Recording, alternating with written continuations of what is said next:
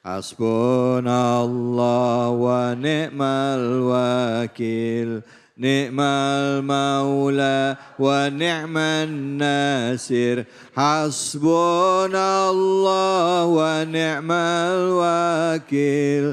Ni'mal maula wa ni'man nasir. Hasbunallah wa ni'mal wakil. Ni'mal maula wa ni'man nasir. Sallu ala Nabi Muhammad. Sallallahu alaihi wasallam. Baik ibu-ibu bapak-bapak yang baru saja bergabung, kami membahas tentang keadaan yang saat ini terjadi di negara kita dan juga hal-hal yang dekat dengan keseharian kita. Dan surah yang kita kaji kali ini adalah surah Al-Baqarah. Sudah dibahas antara tadi dari ayat pertama sampai ayat ke-16. Sekarang kita akan lanjutkan kajian kita yaitu surah Al-Baqarah ayat 17 hingga 20 bersama dengan guru kita Al-Ustadz Al-Mukarram Abi Amir Faisal. Silakan Abi. Bu, semangat. Pak, semangat. Masya Allah. Jadi kita harus semangat. Karena Allah suka hamba-hambanya yang semangat. Allah nggak suka hamba-hambanya yang rebahan. Yang males-malesan. Allah nggak suka. Makanya selalu Allah menggambarkan dalam Al-Quran adalah hamba-hamba yang selalu aktif. Nah, kita ingin melanjutkan tadi yang Ustadz Taufik sudah bahas tentang ciri yang ketiga. Jadi yang pertama siapa? Muttaqun. Yang kedua orang kafir, kafirun. Yang ketiga munafikun. Nah, yang munafikun ini dibagi dua. Tadi sudah dibahas oleh Ustadz Taufik. Nah, sekarang Abi Amir kebagian untuk yang perumpamaan. Jadi di zaman Nabi, waktu Al-Quran diturun, orang-orang munafik itu bekerja dengan kepentingan. Jadi ketika mereka melihat orang Islam kuat, orang Islam pasti menang, nanti akan ada harta rampasan, mereka bergabung sama orang Islam. Kata mereka, aku bersama kalian, aku bersama kalian. Jadi yang penting menguntungkan, mereka menjilat. Inilah musibah terbesar, Bu. Munculnya banyak penjilat-penjilat yang merusak, bermuka dua. Ketika dia ada keuntungan, mendekat. Ketika ternyata nggak ada keuntungan, menjauh. Nah, Allah gambarkan bahwa perumpamaan mereka seperti seorang yang sedang berjalan dalam kegelapan. Dan tiba-tiba terpancar cahaya dari langit. Yaitu kilat. Pas ada kilat, nampak cahaya. Betul? Pas ada cahaya, melangkah mereka. Oh gitu. Mirip seperti orang munafik itu. Ketika nampak orang Islam ada keuntungan, melangkah ke depan. Aku bersama kamu. Pas ketika orang Islam tidak ada tanda-tanda kemenangan, mereka enggak, aku males. Aku enggak mau. Allah gambarkan. Kata Allah, Mathaluhum kamathalil ladzis tauqada nara. Perumpamaan mereka seperti seorang yang sedang menyalakan api. Ya. Falamma adaa'at ma haulahu dhahaballahu binurihim wa tarakahum fi dhulumatil la yubassirun. Ketika cahaya datang, Allah padamkan. Ketika mereka bersama orang Islam nampak seperti orang Islam ikut sholat, cahaya iman datang. Setelah itu mereka kembali kepada teman-temannya yang satu kepentingan, yang sama-sama munafik. Mereka ketawa-ketawa. Aku hanya olok-olok orang Islam. Allah cabut imannya. Dhahaballahu binurihim wa tarakahum fi dhulumatil la yubsirun. Akhirnya Allah biarkan mereka dalam kegelapan, tidak melihat mana kebenaran. Yang penting pikiran mereka uang, uang, uang. Yang penting mereka harta, harta, harta. Yang penting mereka nafsu, nafsu, nafsu. Yang penting mereka siapa yang bayar aku urus. Yang enggak bayar aku enggak urus. Yang seperti inilah Bu musibah terbesar dalam diri umat ini dan diri bangsa. Nah oleh karena itu Bu, ayo kita jaga kebersihan kita dari rumah-rumah kita. ayah harus ikhlas kepada ibu mencintainya. Setiap pagi Nabi datang dari masjid langsung mengecup kening istri. Bu, ibu dikecup enggak keningnya setiap pagi? Boro-boro katanya. Boro-boro Ustadz katanya. Ada yang bilang gitu. Iya. Boro-boro Ustadz Boro-boro. katanya. Ditengok juga enggak katanya. Nah, makanya cinta sejati itu bukan hanya sebuah omon-omon. Cinta sejati itu bukan hanya kata I love you. Cinta sejati itulah sebuah kecupan kening yang mengatakan ana uhibbuk fillah. Aku cinta padamu karena Allah. Bu, ingetin ya nanti ya. Setiap pagi ya bilang ini Nabi loh. Gitu. Nah ya Pak ya. Siap besok pagi berubah Pak? Masya Allah. Bu, kalau besok pagi Bapak ngecup kening jangan pret. Jangan dipretin lah Bu. Ya. Iya. Bilang Pak aku sudah ngaji. Di Ainyos gitu ya. Masya Allah. Nah kemudian oleh Allah subhanahu wa ta'ala digambarkan bahwa hati mereka tertutup. Dan di saat yang sama mereka seperti orang bisu, summun. Ya. Mereka seperti orang tuli, summun, bukmun. Mereka seperti orang bisu. Semua pendengarannya sekalipun mereka mendengar, gak mendengar kebenaran. Sekalipun di luar rumah mereka ada orang demo, tidak, gak denger. Summun, bukmun, diam semua. Gak ada jawaban. Bukmun, omyun, buta semua. Buta. Gak tahu kebenaran, gak mau melihat bagaimana penderitaan, kondisi yang begitu sulit itu.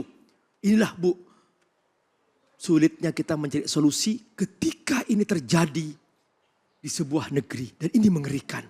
Nah, kepada siapa rakyat mengatakan, kepada siapa aku berteriak? Nah, dalam kondisi seperti inilah Bu, Allah gambarkan. Summum bukmun umyum fahum la yarji'un. Perumpamaan kedua, Allah menggambarkan bahwa mereka seperti seorang yang berjalan di bawah hujan. Au kasoyibin minas samai. Dan karena hujan itu begitu lebat, maka ada gelap. Fihi dhulumat. Gelap, berlapis-lapis. Gelapnya malam, gelapnya hujan, dan gelapnya mendung berlapis-lapis. Bercumpul di situ. Nah, ayah bunda rahimakumullah, pada saat itu nampak petir. Warokdun wabarkun. Ada petir, ada kilat. Mereka ketakutan. Petir, ketakutan. Mereka seperti mendengar petir itu mengancam. Rokdun, mereka ketakutan. Melihat kilat, ketakutan. Ini apa? Nah, ini bahasa perumpamaan dari Allah. Jadi orang-orang munafik itu Bu, ketika mendengar orang baca Quran seperti suara petir. Mereka takut mendengarkan Al-Quran. Ketika mendengar nasihat dari para ulama, jangan korupsi, jangan menipu, jangan bohong. Ketakutan terhadap perkataan para ulama itu seperti suara petir. Warokdun wabarq. Akhirnya apa? Mereka menutup telinga-telinga mereka dengan tangan-tangan mereka. Yaj'aluna asabi'ahum fi adanihim. Perhatikan, mereka menjadikan jari-jari mereka menutup telinga mereka. Minas sawa'iqi hadarul maut. Takut, jangan-jangan nanti aku mati. Jangan-jangan nanti aku dibunuh. Jangan-jangan nanti aku ketakutan. Minas sawa'iqi hadarul maut. Kata Allah, hehehe, mereka lupa kata Allah. Bahwa di atas kehebatan mereka ada aku. Wallahu muhitum bil kafirin. Aku mengetahui semua di mana harta haram mereka sembunyikan. Aku tahu semua kata Allah. Di mana kebusukan mereka simpan. Aku tahu kata Allah. Di mana kebejatan itu mereka sembunyikan. Semua nampak bagi Allah. Wallahu muhitum bil kafirin. Nah, inilah bunda cara Allah menggambarkan bahwa ternyata sebuah kezaliman terjadi Karena kurang yakin dengan Allah. Tidak mungkin seorang suami mendolimi seorang istri ketika sang suami takut kepada Allah. Makanya Bu, kalau ada pengajian, ajak suami. Ada ibu-ibu datang, Pak Ustadz, suamiku, Pak Ustadz kasih nasihat. Saya tanya, Bu, suami ibu ngaji di mana? Gak pernah ngaji Pak Ustadz. Waduh gimana aku kasih nasihat? Coba dia ngaji. Nanti di pengajian bisa ketemu ya Bu ya. Nah makanya ibu kalau ingin suami jadi orang baik, ajak mereka ngaji. Siap? Ya. Siap? Ya. Semoga Allah berkahi semua. Baik, alhamdulillah. Terima kasih banyak Abi. Pak. Ngaji. Ngaji. Orang tadi waktu Abi ngomong gitu, Bu, makanya ajak bapaknya ke pengajian. Ada ibu-ibu di sono, noh, begini. Laki gue mesti ngomongin nih, bener ya Bu ya? Ya, jadi Pak, kenapa Pak? Ngaji, ya. Oke silakan yang mau nanya, angkat tangannya. Mana, silakan. Ya Ibu. Assalamualaikum warahmatullahi wabarakatuh. Waalaikumsalam warahmatullahi wabarakatuh. Perkenalkan saya Ibu Mastika dari Jamaah Masjid Al-Muhazirin. Yang saya tanyakan Pak Ustadz, munafik itu terlihat soleh, tapi berhati dan berniat buruk. Ya. Persis atau mirip dengan media sosial akhir-akhir ini yang hanya pencitraan saja. Oh, ya. Nah, bagaimana agar iman kita bukan hanya tampilan saja, tapi benar-benar lurus dari dalam hati kita. Masya Allah. Baik, terima kasih. Wassalamualaikum warahmatullahi wabarakatuh. Waalaikumsalam warahmatullahi wabarakatuh. Silakan Abi. Ternyata ini yang disebut dengan masalah ikhlas. Jadi ternyata Bapak Ibu,